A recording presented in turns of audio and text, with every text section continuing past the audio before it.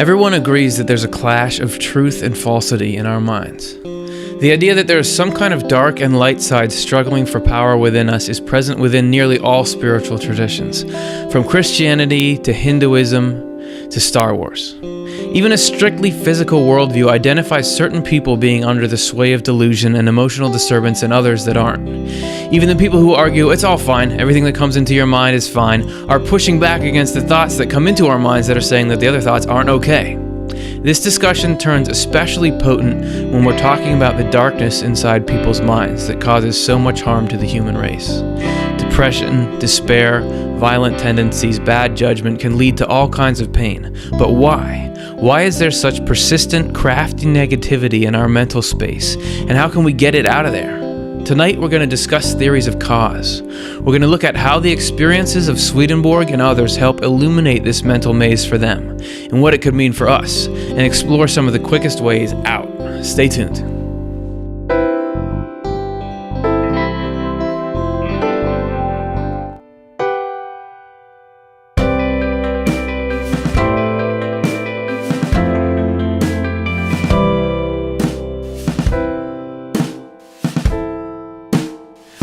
All right, everybody, welcome back to Swedenborg and Life as we embark on our second season here. Great to have you all with us. My name is Curtis Childs, and I'm going to be the guy talking us through this. I'm the host. I'm with the Swedenborg Foundation, which is a nonprofit that works to make cool stuff that helps people. That's our official mission statement, I think.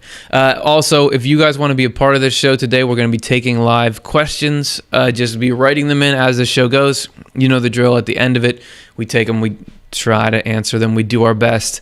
We do the best we can. And hopefully it turns out well. So thanks. If you're joining us for your first time, thanks for coming. You're going to get weirded out by this episode. If anything is saying how to free your mind from hell, it's either like a scam or people are crazy. And the show is free, so you know we got to be a little closer to option 2 there.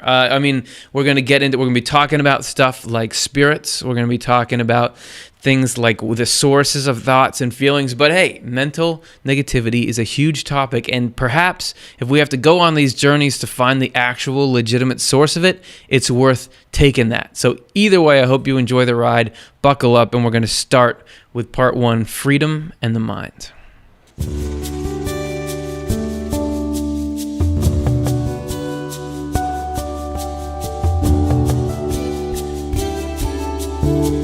Yeah, so we're going to, as I said, we're going to go all over the place. We're going to go down the rabbit hole, and we're going to have a lot of information this time. So if you can handle that, then I think we can do something really cool here, because I got a lot of different angles to come at this, how to free the mind from, and we're going to take a look, of course, at what Swedenborg had to say, but not just him. We're going to find out how does stuff converge, and is everybody's little pieces of the puzzle pointing to the same thing. All right, so first we want to take a peek at the nature of freedom and the nature of the mind, the source of thoughts and feelings.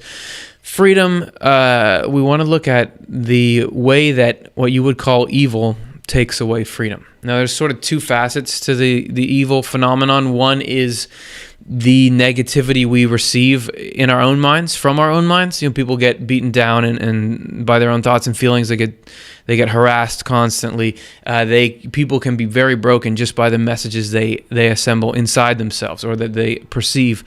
That's sort of one side of it. Then the other side, which I'll do with my other hand, is that where we are doing harmful things that cause harm to other people and end up harming our life. And we're going to kind of see where these 2 sides intersect.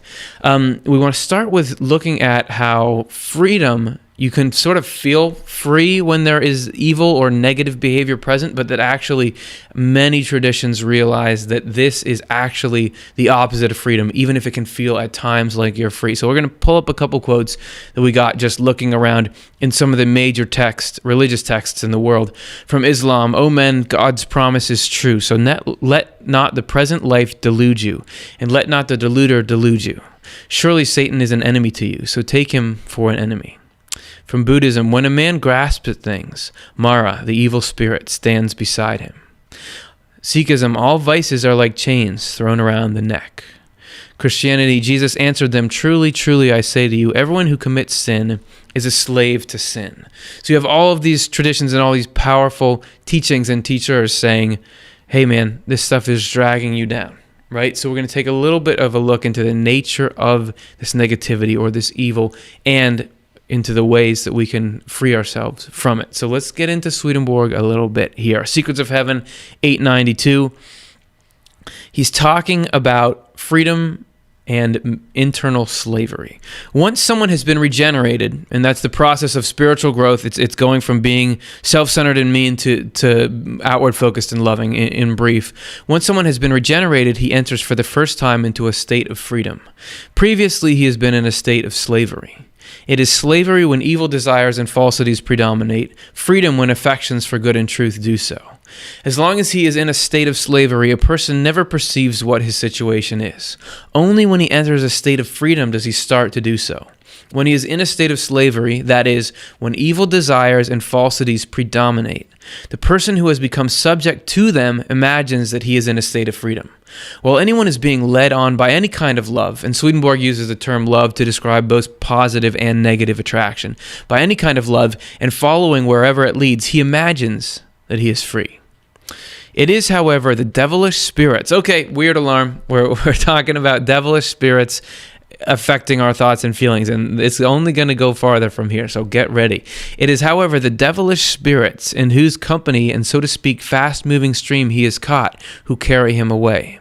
No one ever enters into a state of freedom until he has been regenerated and is being led by the Lord by means of the love of good and truth. When he has entered that state, he is enabled to know and perceive for the first time what freedom really is, because he can at that point know and perceive what life is, while the true delight in life is, or what the true delight in life is, and what happiness is.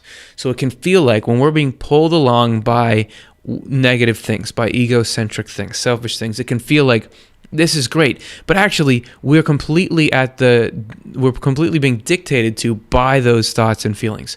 That those desires can yank us all over the place, and it can be destroying our life, but we feel like we're just following what we want because it feels good at the time, or because it's coming from what appears to be internally. So this is the first little piece. We have 3 pieces we want to set up here before we start to get into the how-to section of the show. So that was the first one. The second one comes again from Swedenborg's Secrets of Heaven, but skip forward about 5,800 numbers. It's long. So this is Swedenborg talking about his personal experience with evil spirits interacting inside him. And this is a major theme in Swedenborg's works, and it's one we're going to touch on a lot today. And I know I'm doing a lot of these tangents, but Swedenborg became able to perceive the operation of the spiritual world on him, and he was very shocked by what he found, that he couldn't believe the amount of influence we get from the spiritual world. He's describing some here. I have often noticed that evil spirits invest themselves in particular with a person's false notions and evil desires, and that when they do, they control him in a despotic way. For one who gets inside a person's evil desires and false notions makes him subject to himself and turns him into his slave. So again, this idea of being enslaved to evil thoughts and feelings. But an influx coming through angels adjusts itself to the person's affections, which they guide gently, turning those affections toward what is good without breaking them. The actual influx of them is silent, barely perceptible, for it is an influx into the person's interiors, always operating through his freedom.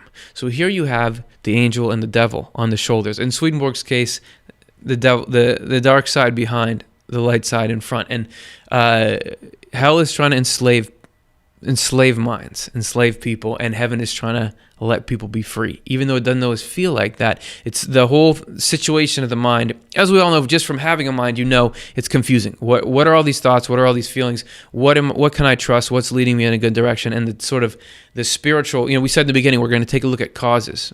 Swedenborg, and we said that everybody agrees there's this clash of mental phenomena. Swedenborg says there is this spiritual reality underpinning the whole thing. And we're going to look at the validity of that. How does that fit with the mind that we know? And so he's saying that there is this effort to control from the negative, an effort to protect and lead in freedom from the positive, even if we can't always sort it out. And you see sort of the different ways they act there. And so finally, Divine Providence 308, and then we'll have got all our setup done. Oh, and this just happens to be the biggest one. This was one of the hardest things for Swedenborg to swallow, one of the hardest things for me to swallow when I started reading it. Everything we think and intend is flowing into us. And since all speech flows from thought like an effect from its cause, and all action similarly flows from volition, everything we say and do is flowing in as well, albeit secondarily or indirectly. No one can deny that everything we see, hear, smell, taste, and feel is flowing in. He's talking about feel like touch feel, like put your hand on something. What about the things we think and intend then? Can there be any difference except that what flows in from the physical world flows in through our outer or physical sensory organs, while what flows in from the spiritual world, or you could say mental world, he says everything mental is coming from the spiritual world, flows in through the organic substances of our inner senses or our minds. In other words, just as the organs of our outer or physical senses are attuned to material objects, the organic substances of our inner senses or our minds are receptive of spiritual objects. So, it's a strange, challenging concept that we are being our thoughts and feelings are being influenced by the spiritual world in the same way that our sensory experience is being influenced by the physical world. Something walks by that changes what you're seeing. And, if you really want to get a big project done, you got to be willing to bring up some big tools, rip a lot of stuff up, rack up a lot of costs. And similarly, if we're going to go around trying to free the mind from hell, free the human race from suffering, we're going to have to go into some challenging, interesting ideas. And this is like paramount there, is this the inflow of thought. And we'll see in all these other sections that being able to be on board with that concept and realize that we can have internal influences, that is the key to everything. All right, so we've got our key. Let's try it in a lock here. We're going to look at part 2, reflection.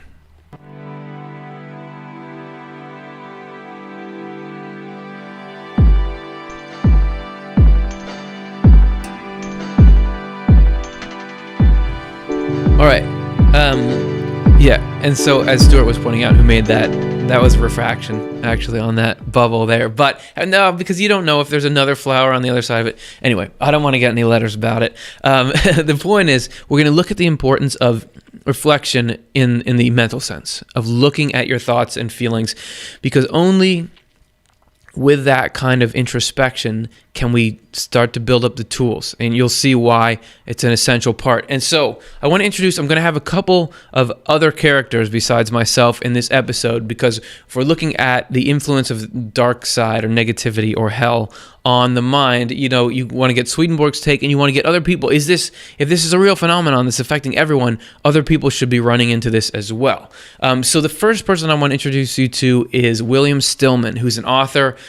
He has written books on a lot of different subjects. He had a book on autism and God connection, looking at those kind of mental disabilities and spirituality. So there's all kinds of cool stuff he's gotten into, and also he's done a lot of work with people who are under siege by what you would call negative forces or evil spirits, as Swedenborg would describe them. And something that he pointed out when I was talking to him about it, and hearing what he learned through his working with those people and his own experiences, there was something that he said was the most important thing to start, and I'm going to let him introduce that right now. The first thing that people need to understand about what Swedenborg calls evil spirits is, number one, they're very real, and they do exist. Yeah, so that's it. Number one, they're very real, and they do exist. This is, and if you're watching this and you don't think that kind of thing is true, maybe give a little space to the potential of that concept, because, there's no harm if it ends up not being true. That's fine. But if you can give space to that, then we can at least examine it, because nobody has a lock on what the causes of thoughts and feelings are and what the causes of harm inside a human mind are. So if we can open ourselves up to that possibility, or maybe you've had plenty of experience with it and you're saying, yeah, this acknowledgement or that acceptance of that potential is an important part of it. And you can see Swedenborg gets at it too through this principle of reflection. This is from his Journal of Spiritual Experiences, 734. Likewise, when we do not reflect on the things in our own mind, or our motivation, how we are thinking, what we are doing, what is motivating our actions, without reflection, we know nothing, except that we are, and nothing else, not what we are. On the other hand, if we reflect, then for the first time we are able to know ourselves. Otherwise, we can never learn, but remain in our illusions, and from them reflect upon others. So one thinks truths are falsities because one is judging from one's illusions. So I like that if if we don't think about what we're like, all we do is reflect on other people and what's wrong with them, right? So we got to be looking in the mind, right? And get to know your thoughts and your feelings and what patterns do they follow, what motivations are behind them. And we're going to give you some tools to help you do that here. We're going to take a look in Divine Providence, which is another of Swedenborg's books. And we were setting all this up. Stillman was saying you got to believe that it's real, where we were saying before that, everything flows in, because here Swedenborg is saying this is the key to freeing your mind from hell. If we believe that, as is truly the case, everything good and true comes from the Lord, in the meaning of good and true thoughts and feelings, and everything evil and false comes from hell, then we would not claim the goodness as our own and make it self-serving, or claim the evil as our own and make ourselves guilty of it.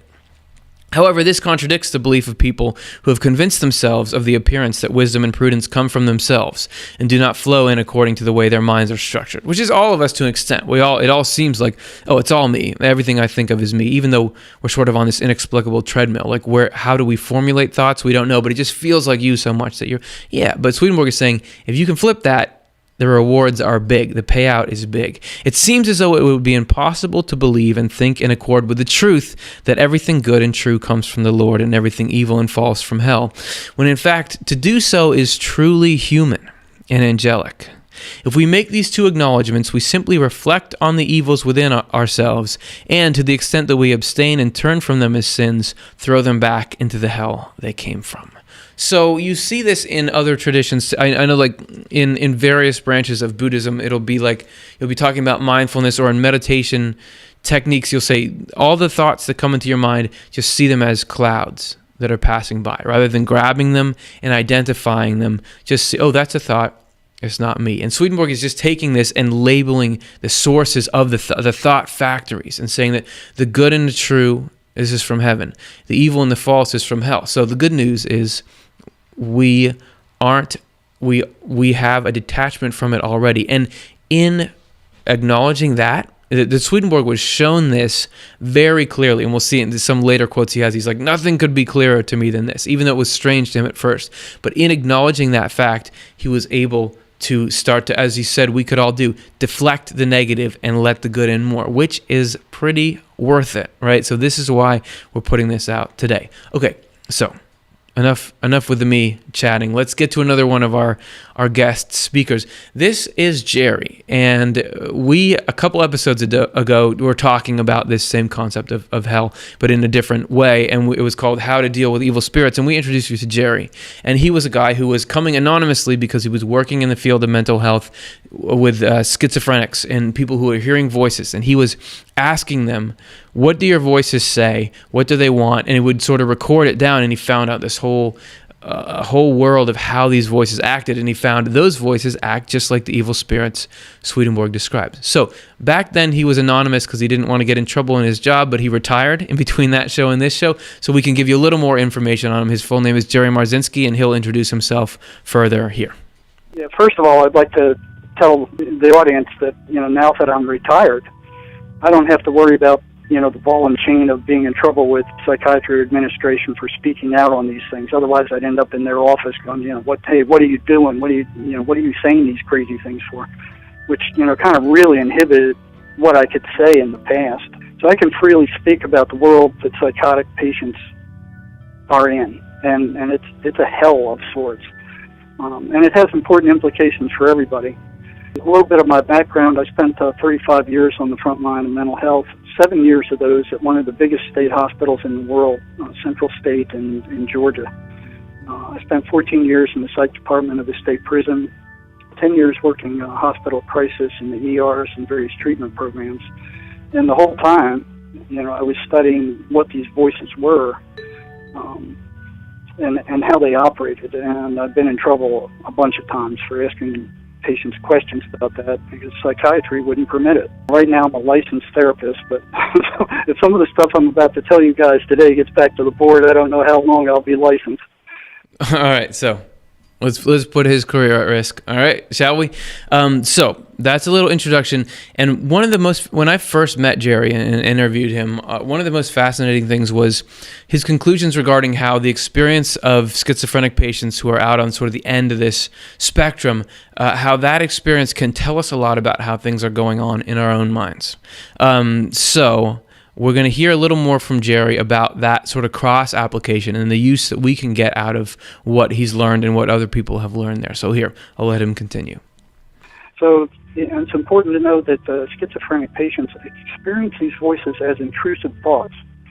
Similar to the intrusive thoughts that we have. I mean, they're still part of the human race, they're part of the normal curve, but they're out in the last 1% of the normal curve. They're the same kind of intrusive thoughts that we experience. But those thoughts, they don't come from you. Next time you have one of those, ask yourself, where did that come from? It's not yours, you're horrified by it. The question, where it becomes a little more hard to understand, is with negative thoughts that aren't quite so extreme, but they are negative, and they're suggesting that you do stuff that's going to get you in trouble, or they're suggesting that you keep running stuff through your head that makes you miserable. How do you tell the difference between what your thoughts are and these things that keep coming in and irritating you? Well, bottom line is intent. You have to ask yourself, is it your intention? Now these things can't make you do anything, but they can certainly suggest it. You have to ask yourself, where did that thought come from? All right, so intent is an interesting. This is how you can tell it apart. That he's saying that even for these patients, it's not necessarily easy to discern all the time what's your thoughts, what are the voices. But if you look at the intent behind it, like why is this thought here? Jerry goes on to talk about this. He said that there was this guy who he met that was schizophrenic, in the ER, schizophrenic and an alcoholic, and that he told the story of why he couldn't give up drinking, and that it was related to the voices or the evil spirits that were pushing him into this stuff, and that they had this intention to ruin his life and get the highs that they were looking for. So that Jerry would then pass this information on, and he makes some interesting points about how that further reflects on all of us. So here he continues. Who's in control? And you talk to these guys, the alcoholics, and after I heard his story, almost every alcoholic I dealt with in the ER, that I thought wouldn't get me in trouble, I'd tell him this guy's story. And I'd say, was it your intention to get brought here by the police? Was it your intention to lose your house, your wife, your job, everything that you've had? Was that your intention? And they go, well, no, I didn't want that to happen. And then I ask them, well, then whose intention was it? Alcohol is just a chemical. It doesn't have any mind. Whose intention was it that you are now in the mess you're in? Whose intention is it that you keep drinking? And that kind of takes them back. And they can look and they can see that, that building up to a drink. Hey, go over to Johnny's house. Knowing that he's got alcohol over there, or you can have just one drink. That kind of stuff. So it's the intent of the thought. So if you have intrusive thoughts, it's like look at it and go, well, where'd this come from? Which most people don't ever ask. I asked that once in the PhD program when I was there, and I red flagged myself. The head of the department's looking at me like, what kind of spaceship this guy fall off of, asking where thoughts come from. Spaceship. I like that part. Where did this come from?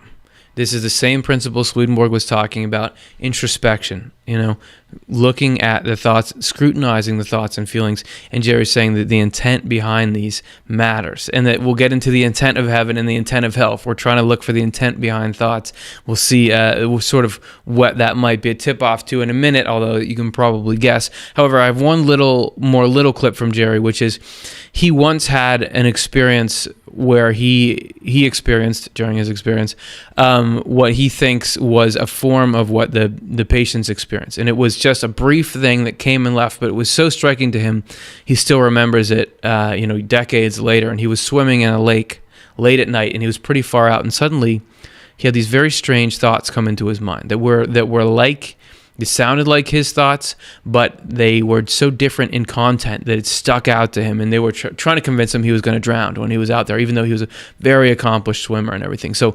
here's him talking just a little bit about that. What surprised me is this thing sounded just like my normal thoughts. You know, there wasn't any change in timbre. There wasn't any change in intensity. There wasn't any change. There was no noticeable change except the intent. You know, it's like it didn't fit. You know, drowning was the last thing on my mind. I wasn't going to drown. I was certain of it. You know, it wasn't going to happen.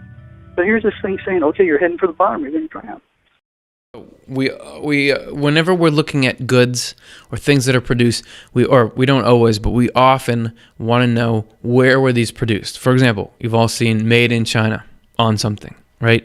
We see this sort of on the back of things written out, this little like "Made in China" tag, and that means different things to different people, right? And the meanings of it can change, but it affects how we think. Or we look at our food. Where is that sourced? You know, that kind of stuff. And so from that, we make decisions about where we're going to go and purchase things from. But can we do the same things with thinking?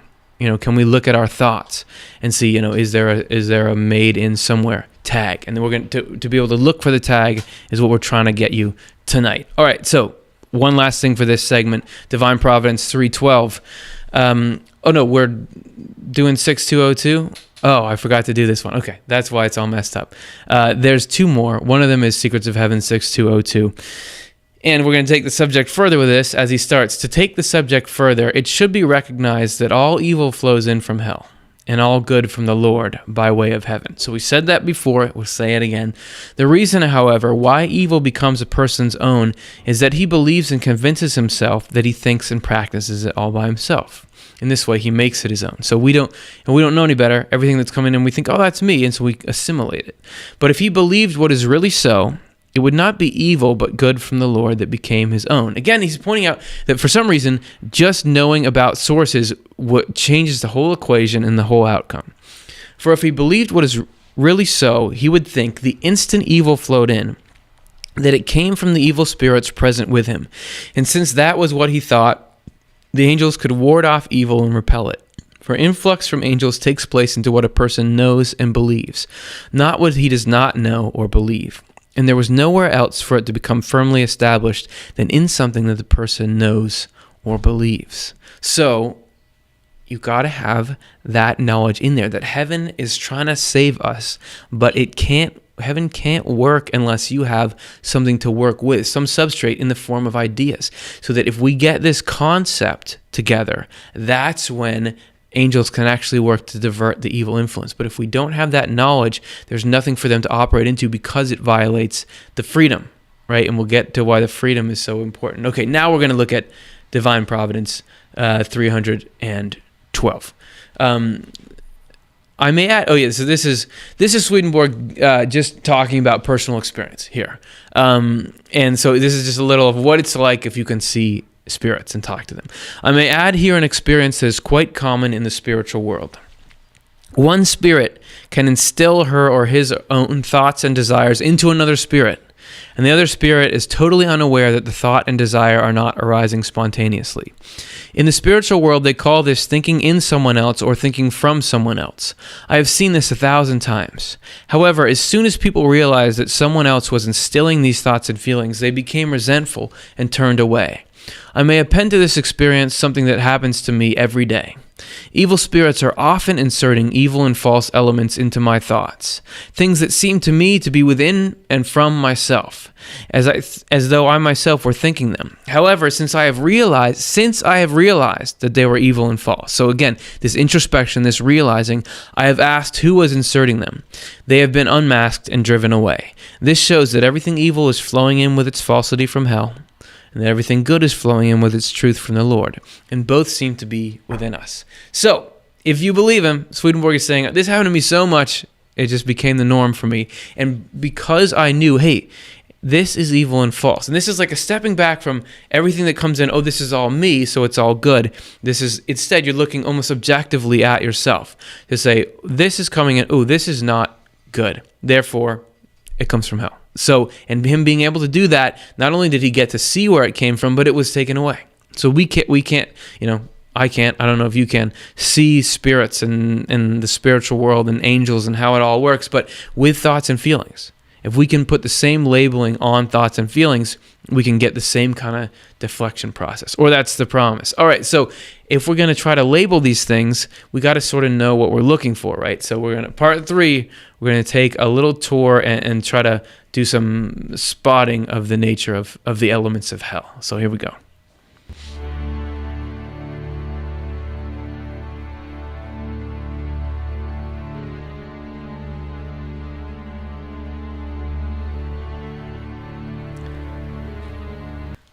This segment, we're going to be looking at, we're calling it Hell Safari, because we're going to look at sort of the nature of hell and the nature of the kinds of thoughts and feelings that would come from hell, because if we're going to do this labeling process, we're going to have to try to do it with an informed perspective. So let's start at the beginning. We have the overall aims of heaven and hell. You said intent, like Jerry said. Okay, what's the intent of heaven? The intent of heaven is to make you profoundly happy forever. The intent of hell, make you miserable and destroy you. And you can choose. You can go with either one, man. But there are some people who would argue one over the other. All right? So those are the overall aims. And so I want to go back to some of our guests and hear people who are dealing with this stuff in real time. What is it like and what have you gotten? So this is William Stillman again, and he's talking from his experience working with people who have been under siege by negativity. And also his own experiences. So this is what I just asked him, what is hell like? Or whatever you want to call it. What's it like? And this is what he had to say. They are masters of deception, and they are very clever manipulators. They're also very insidious in that they operate in a manner that's subliminal, meaning they will attack our subconscious. They'll do that a couple different ways. They will create sleep disturbances, so they will deplete us of mental, emotional, spiritual, and physical energy by creating nightmares or night terrors for us.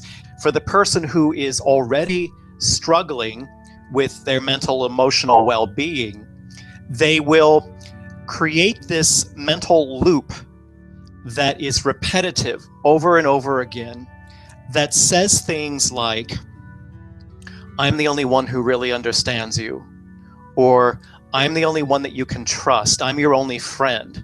So they try to engage us in masquerading as something they're not, as masquerading as a comrade or a confidant. Sometimes they'll try to masquerade as a child to elicit our sympathy or our empathy, to align with them. In case you don't think that they really do, well, hopefully you believe Swedenborg or one of the two, because there's the exact same phenomena described in Swedenborg's Secrets or Spiritual Experiences 1283. And I'm trying to look for points of confluence here. So, because if it's the truth, people should be seeing the same thing from different angles and time periods. Because this is Swedenborg talking, we're dropping into the middle of a story where he's interacting with some kind of evil spirit or devil. Because this devil showed himself outwardly as innocent, he revealed his true self to me in a vision of a little child, with a not unhandsome face, carrying some kind of container in his hand. But in his right hand, he held a dagger. Because of that, I was enabled to know at once that his intention was to kill with the poison he carried in the container. And of course, under a guise of innocence. Therefore, such a spirit is immediately exposed, however much he strives to hide himself. In this way, it is also known that he's among the worst, like the one having such a strong poisonous aura. So ignore the references to other characters. We're dropping into the middle of a story. Doesn't make sense. The point is, he was having this interaction, this same kind of, oh, hey, I'm innocent, I'm not going to do anything, was there. I remember Jonathan Rose, who's the editor of the New Translations, once said, for Swedenborg, every day was Halloween. Like Swedenborg had these experiences. That's from his journal of spiritual experiences. He had this incredible stuff happening all the time, and a lot of it was really spooky, and just like that. Okay, so just wanted to point that out because it's just what William Stillman was mentioning. So we're going to go back to to William's description of hell. Here it is. But this is how they get their foot in the door. They're very clever and duplicitous in this manner. Once they get their foot in the door, Then they scope out our Achilles heel. They'll target our most vulnerable weakness, and they'll begin to prey upon that. So if you have in any of your past history been at all addicted to alcohol, prescription medication, illegal substances, pornography, gambling, binge eating on all the wrong foods, cutting yourself or doing anything that's self-injurious, they will target that and they will begin that repetitive loop that then descends into self-deprecation. You're ugly, you're fat, you're worthless, nobody loves you. It would be so much better for everyone if you just killed yourself. That's what they want. They thrive, they feed upon creating fear, anxiety, chaos, and they delight in destruction. What they ultimately want, and they don't even like me illuminating the truth here, but I'm going to do it. What they ultimately want is to set up the situation such that it is ripe for a murder-suicide to occur. Some of the people watching this show may even know or have been people who were addicted, seriously addicted to cocaine or meth or heroin or perhaps alcohol. And if you interview those folks who have really struggled in the depths of their darkest days, they will talk about hearing the voices of evil spirits, demons, telling them to harm themselves, telling them to harm other people. So even for those of us who haven't experienced something as extreme as life overtaking addiction or the draw to commit suicide or something like that, we still experience similar patterns, don't we? I mean, this negative looping, you're no good, getting these messages from our mind, and it doesn't make any sense. Why is that stuff in there? So these are people that say, hey, I've seen a little bit farther back the supply chain, and this is coming with intent. This stuff is working on people with goals. That was one of the things that Jerry said, the other guy we showed you, that he first found about these voices is that they're goal-oriented, like they're trying to do stuff. So I'm going to give a little talk here about 2 points Swedenborg says about evil and how it operates. First of all, he says that hell is run by a love of dominion. That's an old translation of it. Basically, it's controlling people, making them do what you want them to do, and cutting off everything positive for them. So what I see this as, applying to the rest of us, is you're trying to label thoughts. You're trying to find out where's the hell tag on thoughts. Is it controlling you? Does it not give you any freedom to move? Is it demanding your attention? Is it demanding you take a course of action? Is it cutting off other joys? Is it trying to dominate your life? To me, that's a good hell tag. The other thing is worry. We're worrying about things, and there's something very interesting when you look at the whole picture as described by Swedenborg, because really in the world he describes, with God as God is, heaven as heaven is, hell as hell is, the only thing that's actually dangerous to us that we actually need to worry about is loving evil. Or bringing evil in and living by it, which is not how it seems in life. Because in life you might be worried about things like, am I important at all? Am I ever going to find enough friends, or am I ever going to find a calling or a partner? Those kinds of things, right? But the way Swedenborg describes, the afterlife, we get all that stuff. If not this life, we get all that stuff in spades that we have. We saw in other shows that we did here. There's communities that you become part of a community, which is like the people you feel the best with that you could ever. So you get all these really tight, close friends. Everybody finds a partner that's just right for them, and that we each have our specific place in heaven, that we can do something that nobody else does, just like we do it. That all those needs are taken care of. So in my mind, and this is like, my own hypothesis, but anything that's trying to get us to worry about anything like that, it's got to be from hell, because God's not saying that, right? God's not saying, man, you better get cooler so you get more friends. Sorry if that's my God impression. That's disrespectful. But you see what I'm saying? You see what I'm saying? That in the grand scheme of things, as heaven sees it, we're going to be set on all that stuff, so they would never be introducing worry about it into our minds. So those are a couple of my thoughts on the tags. Let's hear a little bit more from Jerry on the nature of the evil spirits or the voices that he's had experience working around, and what are they like, and see if you recognize anything from your own thoughts in there. So here he is again. So I've spoken to hundreds, maybe thousands of psychotic patients who heard voices, and I couldn't get a decent answer from psychiatrists of what they were other than hallucinations. But that didn't make any sense because they were consistently negative all the time. They constantly attacked the person. Where hallucinations, a true hallucination, it's negative, it's positive, it's neutral, it's all over the place, it's as individual as the patient himself, but not these things. They were consistently horribly negative. They ran the person down, told him he was no good, he was rotten, nobody liked him, people were after him. It was just a hell of negativity. And it was directed. It was directed. It wasn't random. It wasn't random like regular hallucinations. They want complete control. They don't want the patient to have any friends. They don't want them to have any family. They hate families. They want to destroy the family. They hate little kids. They don't want you to trust anybody except them. They don't want any interference. They don't want anybody else in the way. They have a classic signature of what they tell these people. And this is classic. It's like they'll tell them they're no good, they're rotten, nobody likes them, they can't trust anybody. So they can go into the person's head and they can pull up every rotten thing that person has ever done. Even stuff that person had long forgotten, which amazed me. Patients would tell me, "Help! I hadn't thought about that in 30 years." And they'd come up and they put it in their face and just keep rubbing it in. And then they tell the patient to kill themselves. Saying, "You're no good, you're worthless to anybody, kill yourself." They can't stand positive emotional energy, so they have to generate negative. That's why the negative stuff they put in their heads is constantly negative, horrible. The rottenness stuff they can put in there, that generates the negative emotional energy, and then they drain it off just like we milk a cow. They separate them from their family, their friends, they isolate them so nobody can interfere. They drain them, and then they put them back out there to eat food, and regenerate more energy, and then they come and they attack. But they sound just like your own thoughts. Their hallmark is they're negative. They will do anything to generate negative emotional energy, and they're relentless.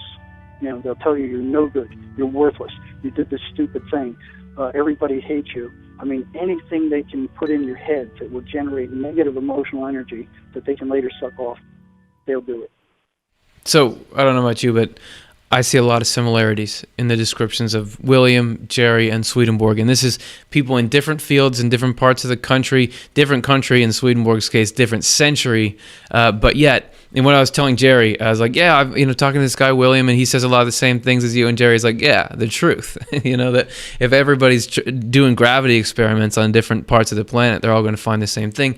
Are we seeing the same thing here? I don't know, man. I don't know. It's up to you. You're in freedom to decide that.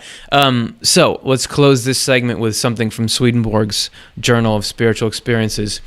Oh, this is where he's talking about worry and thoughts, man, because even if you don't hear voices, you're going to have worry and thoughts. So I wanted to put this out because I think it's a very fascinating little anecdote. And so we're dropping right into the middle of something like we do. So he's talking about objects of thought that cause him worry and the spiritual influence on that. So they are any objects of thought, whatever, which, when one is held in them or one's reflection is kept fixed upon them by spirits, create a great deal of trouble, for the most part having to do with one's own affairs or things that are to come, as is evidenced from much experience. Here he goes into his experience. Whenever I was prompted to think of my little garden, of him who cared for it, of my having to be called home, of money matters, of the attitude of my acquaintances, of the character of the people in my house, of things that were to be written, how they would be received. So he's talking about his own books. Are people going to like my books? By the people, and the possibility that they would not be understood, of new clothes that I had to be obtained, and many other such cares. Whenever I was kept reflecting on them for a long time, spirits would straightway throw in troublesome, worrisome, and evil things, together with supporting thoughts and desires. And I noticed that when I had not been in the thought of such things for months and years, I did not care about them at all, nor experience that they brought on any stress. These are the reflections of thought by which the longer one is held in them, the more one is infested by evil spirits. So he's talking about what we would call now rumination, or dwelling on worry. And he's saying that all this stuff, all these kind of worldly sort of matters, even like, are things going to go well for me in my book writing, that the more he thought about that, the more negative spiritual influence started to get intertwined in there. That this sort of worry about, concern about the future attracted that, and that the more he thought about it, the worse and worse it got. And then if he just let it go, he's like, oh yeah, I didn't think about that in a couple months, and it was fine. So, and because he can see the causes behind it, he could see the spiritual influences acting on him during different phases of that. So I give you that in case it helps you, because we're all trying to worry less, I would think. Okay, so if we're trying, there's a motivational side to it, and it's a complex, long-term kind of struggle to try to get out of all the stuff that's wrapping us up in our mind. So our next section, we're going to talk about how it doesn't just happen, you gotta want it.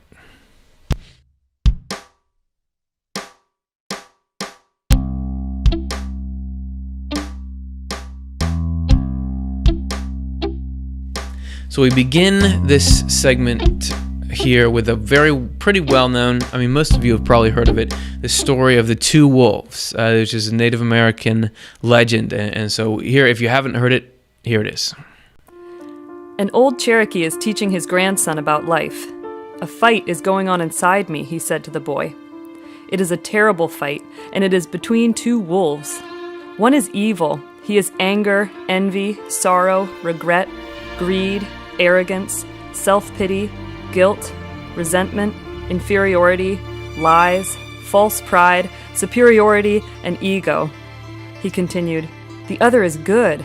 He is joy, peace, love, hope, serenity, humility, kindness, benevolence, empathy, generosity, truth, compassion, and faith.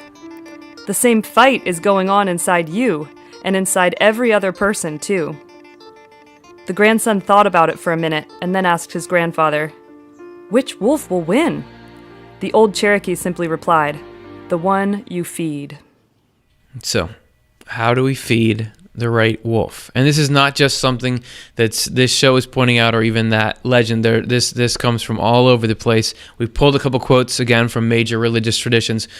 Zoroastrianism, yes, there are two fundamental spirits. In thought and in word, in action there are two, the good and the bad. And this is this duality that's recognized in all kinds of traditions. Christianity, the spirit is indeed willing, but the flesh is weak. Hinduism, the mind is said to be twofold, the pure and also the impure. Judaism, man's evil inclination gathers strength against him daily and seeks to slay him. And were not the Holy One, blessed be he, to help him, he could not prevail against it. And then from Buddhism, beware, your clinging to ego is greater than yourself. Pay heed, your emotions are stronger than yourself. Your vicious will is far wickeder than yourself. So it's vigilance. It's that, it's not just like, it's going to happen. This is you're feeding one of them, one of the two wolves, no matter what. So the more, and it doesn't, as we were saying before, without the reflection, you don't know which one you're feeding, and without the reflection, you don't see that feeding the negative wolf is actually causing problems in your life. It can see, because as we were seeing with some of the guests that we had, the evil side tries to say, hey man, you're glad I'm here. I'm giving you happiness. I'm giving you freedom. You want me around, when really it's the opposite. It's like a company that's creating scarcity, or it's like an advertisement that says, hey, you should look like this. Now we'll give you a product that makes you look like this. You would be better off if they never showed up in the first place, right? So it's the same way with this stuff in the mind. So you got to want it, is what we're talking about here. And what is it? Here's the goal as described by Swedenborg. We're looking for heaven. When hell is gone, heaven is there. And that's everything we want. Peace, happiness, everything like that. And Swedenborg says heaven is union with the Lord. But what does that mean? He goes into a little farther here. The Lord's union with us and our mutual union with the Lord are accomplished through our loving our neighbor as ourselves and loving the Lord above all. And to complicate it further, Swedenborg talks about how those are actually relatively technical terms. That loving the Lord, it sounds like it's just loving God, but really it's loving the human race, because God wants to benefit the human race, and so if we really love someone, we want to do what they want. So it's really loving God is loving everyone. So that's the goal. And then Swedenborg goes farther into it here, divine providence, 333. Oh, and this is about how we've got to make the effort to turn that direction, or else all the divine power in the world can't do it for us. Divine providence is constantly at work for our salvation, but it cannot save more of us than want to be saved. We want to be saved if we believe in God and are led by Him. We do not want to be saved if we do not believe in God and we lead ourselves. I want to get, we could get into it a lot more about what does it really mean to believe in God or not believe in God. What if you are a good person but you don't acknowledge a deity? We could get into that more. Basically, the more you love what's good, the closer you are to loving God. The more you love what's evil, the closer you are to not. So, but for another time. Anyway, the second quote, True Christianity 150, the Lord is carrying out all these processes in all of us, meaning that He is trying to have these effects on us. We're jumping in, He's saying all the effects of regeneration, of peace, happiness, finding the heaven mindset. And when we adapt and modify ourselves to receive good qualities, He actually carries them out in us. Even the acts of adapting and modifying ourselves are actually from the Lord. If we do not accept the Lord's processes with a willing spirit, He cannot carry them out in us. But His desire to do so remains constant.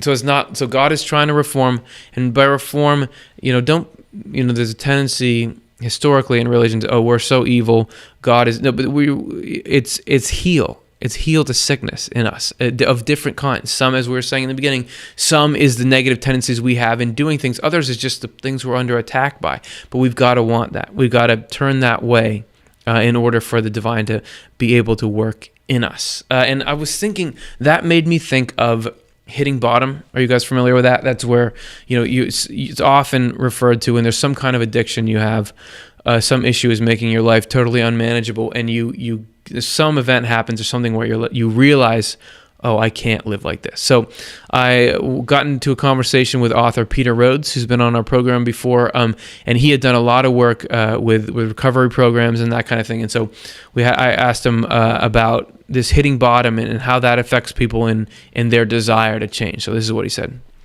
Yeah, there's a point where you hit bottom, which is at first when you start out in your drug of choice, whether it's alcohol or something else. It's great, it's what you want. But then gradually that self-centeredness and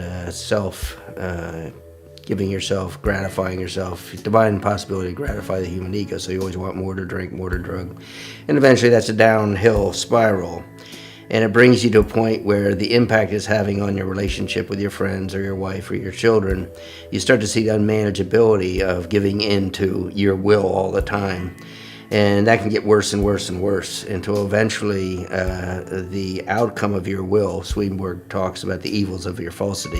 Everybody can drink. I think it's okay to drink. Well, you start to see the impact it has. And that brings up, you start to have a will outside of your selfish will. You start to be aware of, I'd really like to get along with my kids better. I'd like to see them more often rather than spend time in a bar or whatever it is. So that hitting your bottom starts the willingness to be different, even though it'll be contrary to what you've said you wanted and what you may want. There's something else starts to develop. I think that's God's will within you. So then it says the only requirement for a membership in some recovery programs is a desire to stop whatever it is, a desire to stop living that way. So what matters is that. Sorry about that. What matters is that desire to work. And that might seem like, I have that, but that is the building block. That, and then the concept that there's heaven and hell, and good and evil come from those. So if we put those together, that's what the divine can work with to kind of lift us up and out. And it's why can't God just come in and do it? It's because of freedom. And that might be a frustrating answer. Swedenborg was big about that there is no consciousness without freedom. That we think people don't have to have it, that you could just have that taken away. But he says here, True Christianity 481, to become spiritual without having free choice in spiritual matters is as impossible as it is to shove a camel through the eye of a sewing needle, which is a biblical reference, or to touch some star in heaven with our hand. We are human because of our free choice in spiritual things. Without it, we we would indeed be a log, a stone. So that, it's not like we're people and we're given this extra layer of freedom. The ability to be a conscious human being, freedom is the essential element in that. It can't just be taken away. So we're very much in control of it. So we just got to start turning in this direction. But we got to have the tools, which is why we're doing this show. It's not that hard though. It's not as hard as you might think to make these turns, as Swedenborg describes. True Christianity 5:23. He says that people who, through repentance, have laid aside some evils that are sins, though, develop a resolve to believe in the Lord and to love their neighbor. They are held by the Lord in a resolution to abstain from many other things as well. Therefore, if it happens that because they did not realize what was going on, or because they were overwhelmed by desire, they commit a sin, it's not held against them. It was not something they had planned to do, and they do not support what they did. So it seems like there's some sort of, in religion, there's this idea of like, if it's a score, there's a scorecard, and if you mess up, that's counted against you. But, Swedenborg is saying, oh man, if you slip up, that's fine. I mean, you didn't want it. You can look back, and you're not now condoning it. It's not that big a deal. So I just thought that that's worth it. Worth mentioning, because it's an important part, that it's not all this mammoth, unreachable goal. He says in another part of his writings, just examine yourself once or twice a year and really look at things you want to change. And so there's these two different sides. There's changing our behavior, and there's also we want to be free of these thoughts and feelings that are attacking us. And what Swedenborg is saying is that changing our behavior, aligning ourselves more with heaven and love and God, and getting the evil and false out, weakens the attacking force of hell. So that's how we go about the whole thing. All right, so there's that. We're going to get to our next section now. As we wrap it up, we're going to look at the process of remodeling the mind. All right, so let's get to it now.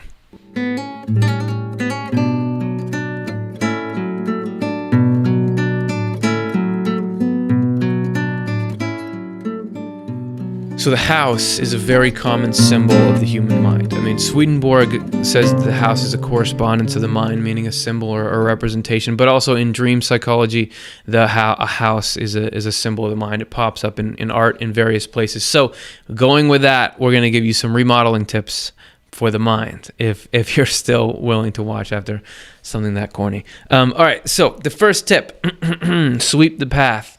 Sweep the path every day. And what that means is have a consistent practice. Swedenborg says, True Christianity 5:30, if we abstain from one sin or another that we have discovered in ourselves, that is enough to make our repentance real. So you can think, there's so many things I got to do. One thing makes a difference. When we reach this point, we are on the pathway to heaven, because we then begin to turn from an earthly person into a spiritual person and be born anew with the help of the Lord. So that is one thing, just to be doing something. Again, making some kind of effort, and whether it's I'm going to take this idea that there is heaven and hell and thoughts come from there, and I'm really going to try to, when I see something negative coming up in me, I'm going to push it away. When I see something positive, I'm going to say, all right, thanks God for that. That can be your little thing that you do. All right, so, and I wanted to get more input from people who have been around like I was saying, the dark side and what is effective against it. So I asked William Stillman, I said, what kind of stuff would you do to protect yourself and lead a life that sort of reinforces your spiritual immune system? And this is what he said. Two things that we can be doing to combat evil spirits. The first is illuminate the truth. I cannot stress the importance of that enough. Illuminate the truth means illuminate every corner of your personhood so that there is no room for deception or lies of any kind, especially the lies that you tell yourself. Swedenborg talks about ensuring that our inner self is as transparent as our outer self, and that those two concepts align with one another. This is the path to redemption, to a cleansing. But the other thing that is of extraordinary great importance is to reclaim or reestablish your relationship with God on a daily basis. It is not enough to call out to God and his angels to suggest that in your hour of greatest need they're going to swoop in and fix it all and make it all better on your behalf. While I believe that there is opportunity for that to happen, it is a reciprocal relationship such that you must be conscious and aware of investing time and energy into the relationship every day. So what I ask people is, do you have 5 minutes for God? And do you have 5 minutes, a minimum of 5 minutes every day at the same time of day for God? And in that 5 minutes, I'm going to ask that you pray or meditate, not for what you think you want and need, but to pray and meditate with gratitude, appreciation, and thanksgiving for all the gifts and blessings and privileges that you already have. Start from a place of gratitude. This is about building a spiritual reserve within oneself from which you can draw upon in times of need. Just like taking money out of the bank, you're going to be depositing into that spiritual reserve to build a strong foundation such that you can have faith in your faith. What that will do for you, and as you're building that bond with God, it will strengthen you, but it will also poise you to be in a position to be of good and great service to others who are struggling and experiencing things similar to what you are.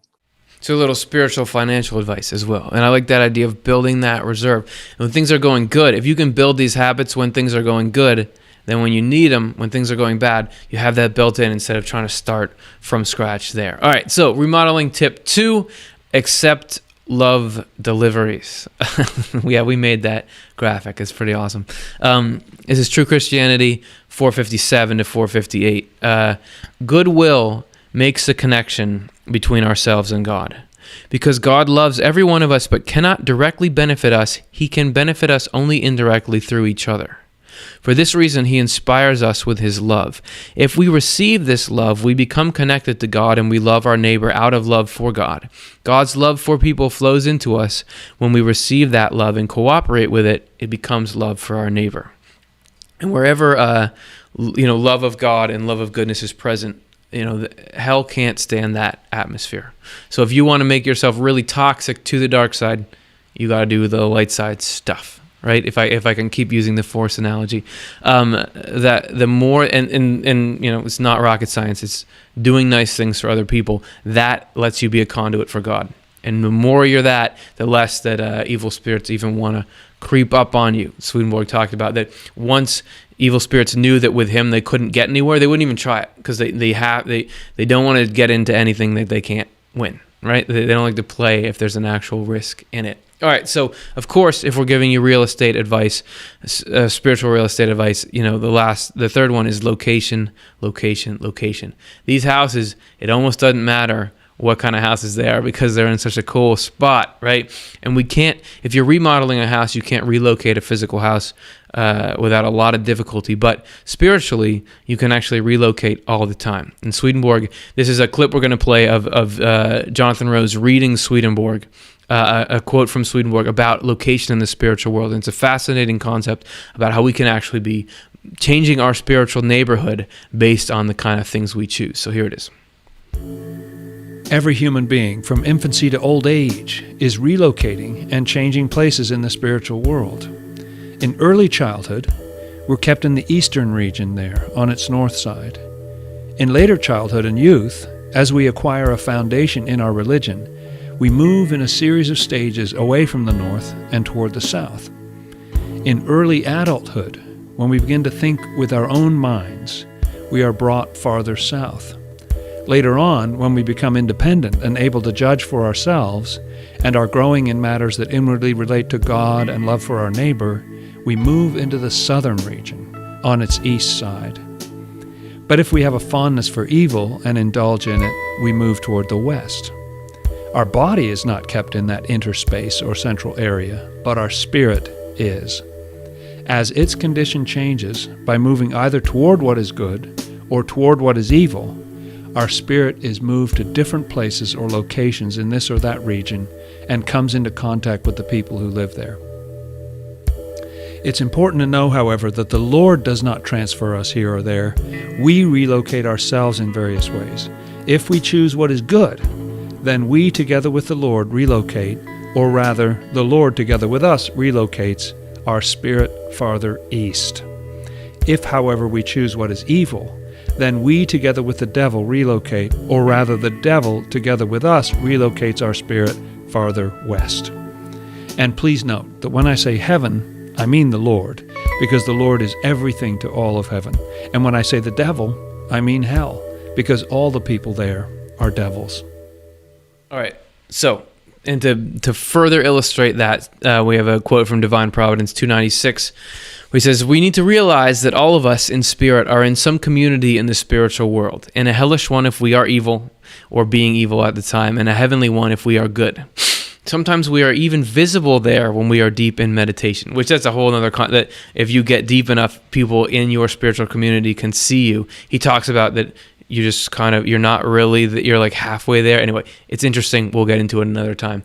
Further, just as sound and speech spread through the air in the physical world, desire and thought spread out in the communities in the spiritual world. There's a correspondential relationship here because desire answers to sound and thought to speech. So just the way sound waves and that kind of stuff radiate out in the world physically, spiritually, thoughts and feelings radiate out. So where you are spiritually, geographically, that affects what kind of thoughts and feelings you get coming in. So that's what he says. Last remodeling tip: get a rain barrel. If all this rain's coming down, but you can't harvest any of it, you can't keep it. It just runs out. And in Secrets of Heaven 62:13, he says, "So hell through its spirits is constantly injecting evil and falsity and corrupting and obliterating truth and goodness, while the Lord through angels is constantly turning those efforts aside, negating them, softening them, and moderating them. Many years of almost continuous experience have made me so comfortable with this idea that I cannot even consider doubting it. However, if angels are to turn aside hell's influence, we must possess truth in our faith united to good in our life for angels to flow into. They need this as a plane on which to act. If we do not possess these attributes, hell carries us off, and the Lord through angels then governs us by external means called outward restraints. These grow out of a self-interested shrewdness that aims to keep us superficially looking as if we loved our neighbor and our country. Our real motivation, though, is high position, wealth, and consequent reputation, or a fear of legal penalties, including death. These are the outer restraints through which we are governed when we have no inner restraints, which are the restraints of conscience." So basically, if you're willing to accept input, they can work internally. Otherwise, you're just kind of kept in check by your own fear of your reputation. So if you can create that space that they can flow into, then the leading is a lot better and you can make a lot more progress. And we're going to finish this segment and finish the show with a specific way that you can help yourself out. And this is through praying. That speech with God can be effective. It was interesting, though, because in talking to some people who have been involved in this, it seems you can't just do anything. You've got to be specific about it for it to work. And Jerry was the first person I heard this from, that in dealing with the schizophrenic voices, patients would tell him only certain prayers were effective. So this is what he had to say. The prayers have to be directed specifically at the voices. One day a patient told me, "Hey, I was praying, and the voices got very upset. They didn't like that." And I'm like, "Well, that's interesting." He said if I prayed specifically to get rid of them, they would get very agitated, and if I kept it up, they would desist for a while. And I'm like, "Oh, well, that's something besides the medicines that had an impact on them." And when I heard that from Jerry, that got me thinking about in a DVD that or a CD that I'd been hearing that Peter Rhodes did. He talked about in asking God to take away problems through this 12-step program that you had to ask about specific thoughts and feelings. So I asked Peter, what was that about? And he gave me this on why specificity helps. Well, I guess one analogy I say is if you take your car to a dealer, you can say, give it oil and lube and a general thing, and that's nice. But if you start to have problems, you hear a knocking or something like that, you take it in, they have to identify a particular problem. Well, what are you here for? Well, I don't know. Just trying to figure it out. No, what are you here for? Well, it sounds like my transmission and my car keeps jumping. And okay, so now we have to identify the problem. When you've identified the problem, you haven't solved the problem. But that's a first step. So in terms of regeneration or the 12 steps, it's, well, yeah, I know you're powerless and your life has become unmanageable. When you start to experience that, you might want to take that opportunity to really listen to your transmission so that you can identify, is the transmission, it's making a knocking sound. When I hit 40 miles an hour, it tends to hesitate. So in a 12-step process, it's what thoughts are you having when you're in an argument or a resentful attitude towards your wife? What are the thoughts you're having? What are the feelings you're having? Those are the thoughts and those are the feelings that you're asking God to take, because they're comprised of your will, and replace it with His will. So it's just being very specific, and that's the last thing I believe the evil spirits want you to do. They want you to think that person's making you angry. Well, when that person appears to make you angry, what are your thoughts? Well, he pulled into that parking spot. He knew I wanted that parking spot. And, they're all that way. I know what those young people are like. They just have no respect anymore. Okay, write down all those thoughts, all those feelings. Would you be willing to give up those thoughts and those feelings? Those thoughts and those feelings don't want to give you up. They manifest through you. Would you be willing to have your higher power remove them from you? There's a certain pleasure of insanity to be so right and they're so wrong and all that. Would you be willing to sacrifice that? So now you get really specific. And when I do this and identify it, I also identify the pleasure I have from being angry or irritable. And then it gets down, which pleasure do you want? The pleasure of insanity or the delights of wisdom that God can bring to you if you're willing to have that taken from you and made quiescent? So it really brings you to the question. And now you can, in fact, ask God to do something specific, and you'll be asked to give up that particular thought. I had went to the day with my wife. She was telling me some things, and I just had this snide remark come up, that 5 years ago I would have made. And it's just, I observe it. I don't want that will. And that will really wanted to come out of my mouth. But I really don't want it. And when I didn't follow that, she was so excited and she gave me a big hug and everything. And I just see how destructive, because those thoughts and those feelings are the manifestation of the hells within your mind and within your heart that want to come out of your mouth or out of your actions. So you see it right there, and that's where you see that, I really need my higher power or God to remove this, because I left myself do love this, and I like to make my wife wrong. That didn't help my relationship a whole lot, but that's what I like. But God doesn't like that. God likes to support my wife. And then when my wife is supported, the pleasure I get from her being supported, which really God brought about, I get to experience as if it's my own. So that's not only do you get the benefit of improved relation in life, you get a personal relationship with God in the moment temptations, not in generalities. Awesome. So, that says it all. And that's all we're going to say in this segment of this show. Thanks, everyone, for hanging out. Hey, if you have been enjoying this video, please give it a thumbs up on YouTube. That helps YouTube know that we're cool. And if you haven't already, please subscribe now to our channel. That will just let you get the videos, and it also tells YouTube that we're cool, and then it will show us to more people, and maybe those people will enjoy it. All right, so this is a long show. This is a long one. We're already past the time we'd normally end the show, but we're going to still do the questions because you guys spent all this time, so we're going to get to those now. We're just going to take a quick video break, and then I'll talk about what you guys want to talk about. So, see you in a minute.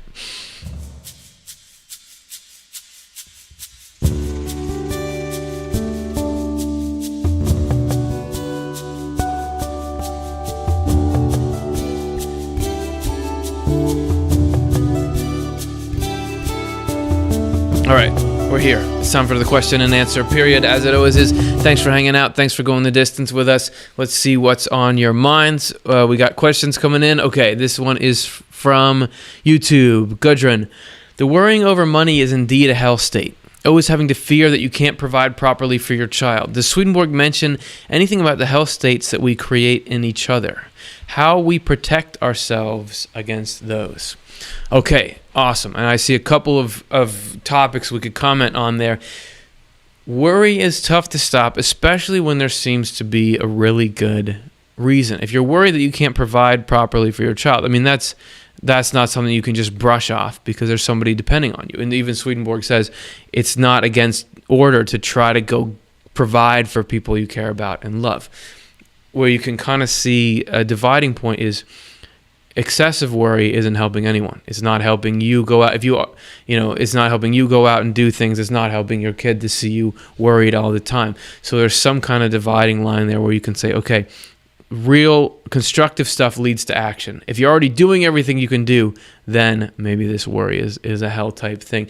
So what about the hell states that we create in each other? That's tough, man. Even if you do all this spiritual practice stuff, somebody cuts you off or says something to you, it's very hard to not get worked up. I think that one thing we can do is anytime we're triggered into a state like that, that's an opportunity to further notice what it feels like to be in hell.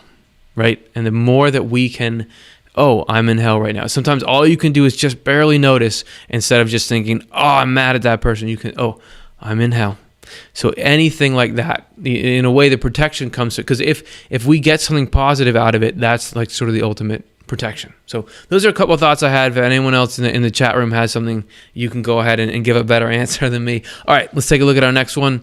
This is from Rocky Soul on YouTube. It seems as I get closer to God, I get more challenges in life to overcome. Is there a way to get closer to the Spirit and lead a calmer life? Man, if there is a way, I haven't found it currently, and Swedenborg doesn't seem to give a lot of hope for that.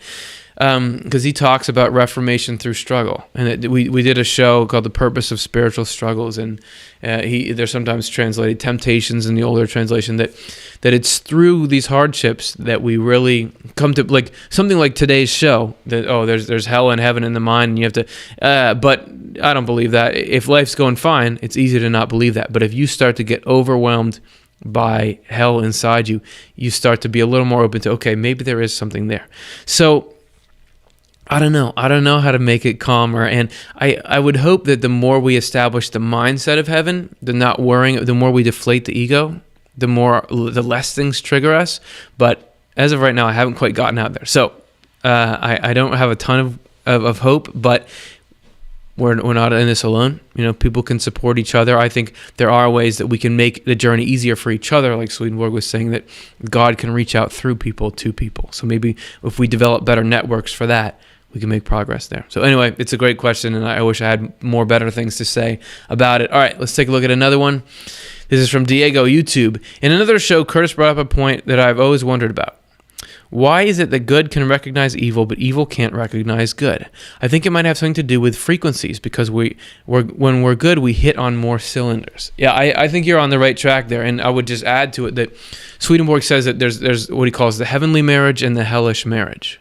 And that these are two joinings that are present in everything. And that the heavenly marriage is the joining of good and truth. That these things are meant for each other, and that evil and falsity have this hellish marriage together. So that when we're in evil, we naturally gravitate towards falsity. And if you have misconceptions, you don't see the truth for what it is. But if you're in the truth with good, then you can see evil for what it is. Plus, the universe is set up by God so that, looking at it from the perspective of love is the true perspective. So if you're in the reverse of that, you're not going to see things as they really are. And also spiritual, he says it's like being up high. That when you're up high, you can see what's down low and what's up high. But if you're down low, you can't see up there. So I like your thought, and I wanted to add that, and it's great. Appreciate it. Okay, next one. Karen on YouTube. Do you believe most drug addicts and drunks all have evil spirits directing their every thought?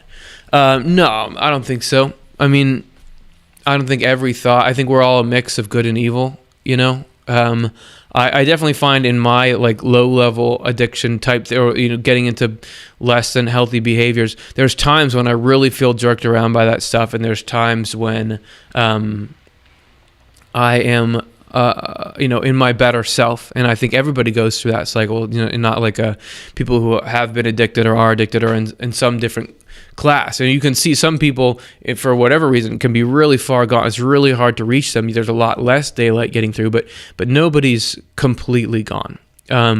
So I don't think so. But I do think we all are under negative influences, probably more than we realize. But with these tools, it can be okay. So that's what I think about that. I could be wrong. I could be right, man. I don't know. Okay, we got 3 more, I think, here. This is from Jimmy on YouTube. How do you free your mind from those damn evil names in your mind, like the names of demons and Satan? What should I say to myself? I pray to God every day and to the Holy Trinity, so why do I hear these names in my head? That's interesting.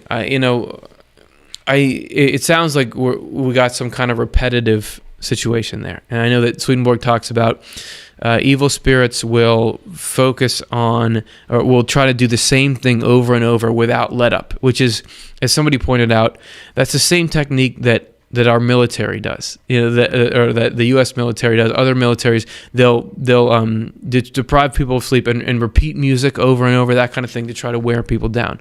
So I'm really sorry that you're having that kind of head weather. What I've found is that things that you feel like hold a lot of truth that you can refer to can have a lot of impact.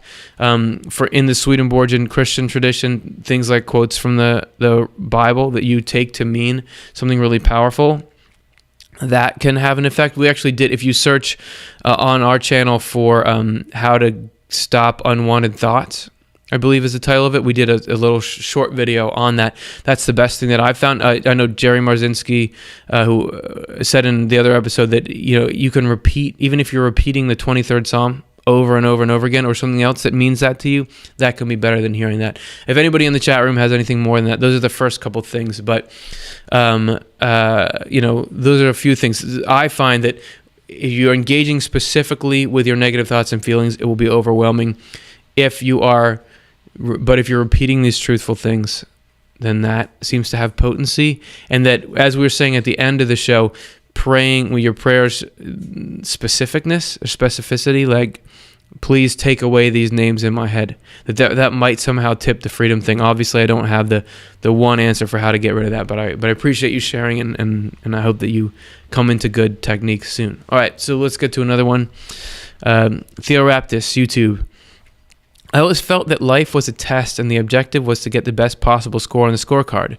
But what happens if I keep backsliding? Am I doomed? Yeah, so I don't think so. I mean, Swedenborg just talks about, we were seeing in those quotes, a couple of quotes that we had here, a little bit of effort, that you're trying at least one thing.